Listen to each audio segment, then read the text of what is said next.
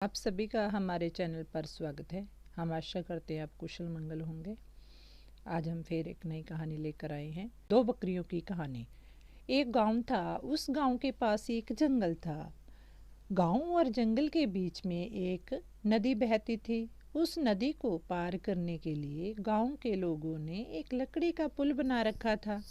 पुल की चौड़ाई बहुत ही कम थी, इतनी कम कि उस पुल पर एक बार में एक ही आदमी जहाँ पशु जा सकता था।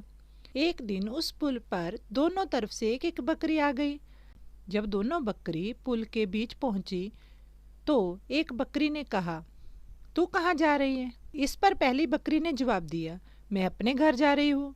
दूसरी बकरी ने कहा कि मुझे बहुत भूख लगी है, इसलिए मैं पहले पुल पार करूंगी, तुम बाद में चली जाना।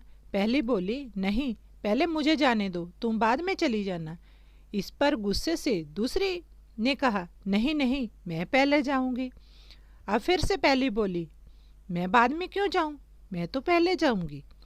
इसके बाद क्या था, वे दोनों पुल पर ही लड़ने लगी।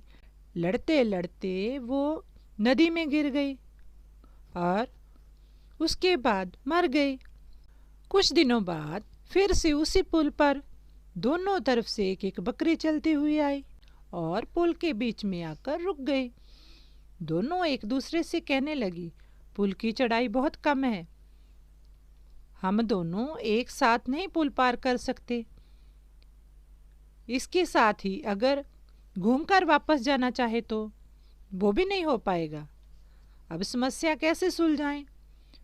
थोड़ी देर के बाद उनमें से एक बकरी बोली, आपसी संजोग से बड़ी बड़ी समस्याएं हल हो जाती है।